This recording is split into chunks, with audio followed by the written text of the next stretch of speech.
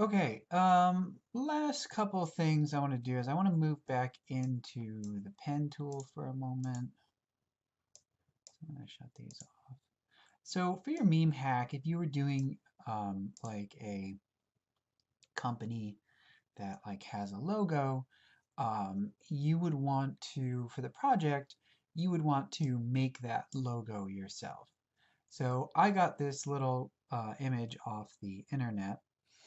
And by making it yourself, it would allow you a little bit more control. So I'll kind of show you what I'm talking about and a little bit of more what you can do with a path. So I'm going to recreate this to the best of my ability. I'm trying to think of what's the best way to do this. I could go around it and it would be pretty easy to make this swoosh myself.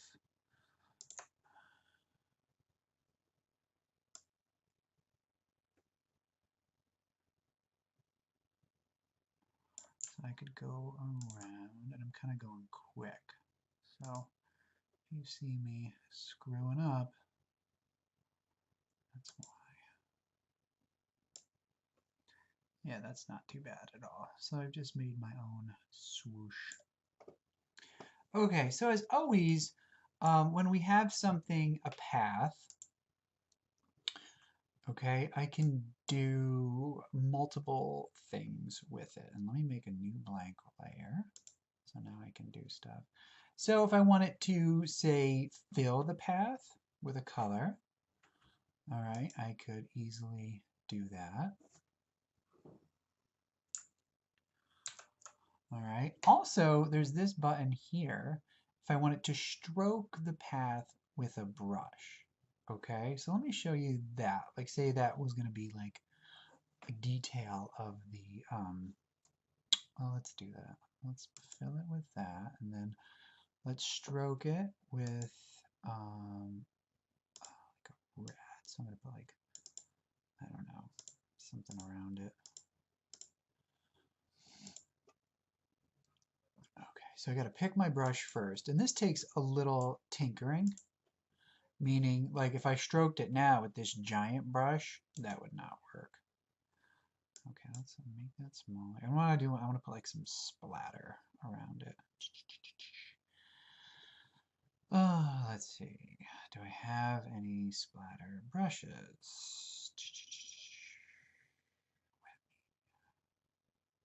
No, but maybe I have something in here. Runny inker.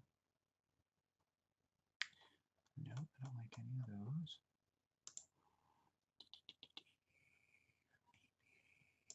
I could do like a watercolor thing around it. Yeah, why not? Let me see what that looks like. Okay, save it. Okay, that's fine. All right, so I'm going to put that on its own layer so I can kind of mess with it more. So again, if I stroke it, and I do use this, so now I get this kind of cool like effect. All right, it's like kind of like hand drawn or whatever. So if that was going to be part of my design, I could add that. And let me see. I know I have some splatter brushes somewhere. Cancel. Import brushes. Ah, there we go. They weren't imported. I just updated Photoshop and it deleted all my brushes. So I had to put them back in. Yeah, that could be kind of cool. Etchy. All right, let's try that because I think that'll look kind of cool. So again, I'm going to put it on its own layer. I'm going to click on the path, and now I'm going to stroke. Yeah, that's kind of cool. All right, that's what I was kind of looking for, something like that. All right, so the pen tool is awesome in that regard. Okay, also, oh, that does look nice too by itself. Cool. Yeah, now I'm like messing with this. Oh, wrong one. That could be kind of neat.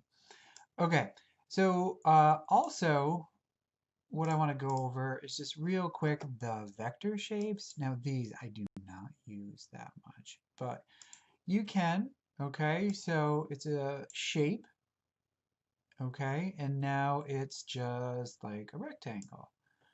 Okay, and it comes in like this. All right, so up here, if I go to the fill, so I could fill it with a color, I could put a stroke around it, meaning like, again, like a little line, and then I can adjust like how big that is. All right, and those are like the, I could pick like, oh, it looks like that, or it looks like that. That looks really dumb. Stroke options. Are there more options? Let's check it out. Oh yeah, you can go nuts.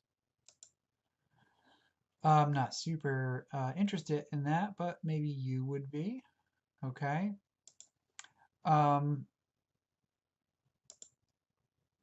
again, these are just vector shapes. Okay. So the thing about a vector is it's not made up of pixels. It's actually made up of numbers, like a set of ones and zeros. So I can make this um, as big as I want, and it would never like lose quality, and I can change the color, no problem. And if I want to make it larger, I can do Control T, and it's not going to lose any quality. Okay, it's just going to stay that shape. Again, it's like ones and zeros. So I could print this at 1 inch by 1 inch, or I could print it the size of a billboard, and it would look the same. It would be as high quality as my file size. So that's the cool thing about vector shapes. And then, if you want to get into what else can you do with them? Well, these are really good for the effects.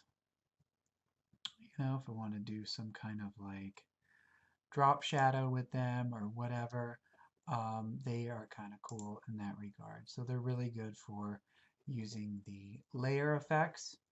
And I can get in here and I can make any kind of shape I want. Rounded, ellipse, polygonal, align, a custom shape tool. Let's look at the custom shape tool. So these are like up here. So, if you want it like a boat or an animal or a flower, or you can get more shapes. I don't have any. Okay, where would I get some?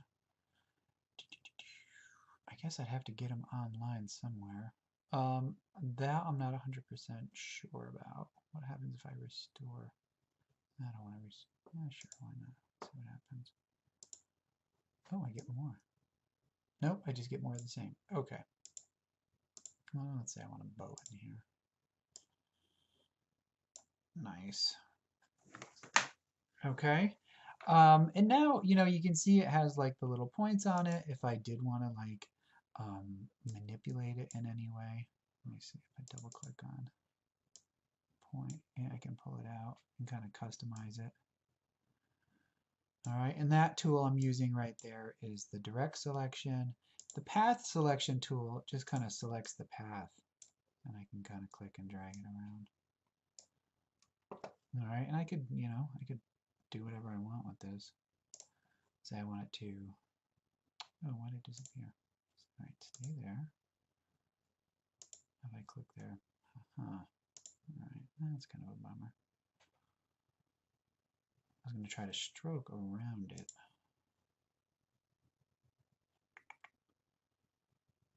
But if I click here, I can't do that. Interesting. Again, the shape tools I don't use a ton, but maybe you will. It's more of a Illustrator thing, just adding a feather to it. There you go. Okay, that is the shape tool. Okay, custom shapes, any kind of shapes you want. Feel free to check these out. Just notice that, again, they're treated with like the little icon, meaning it's a vector shape.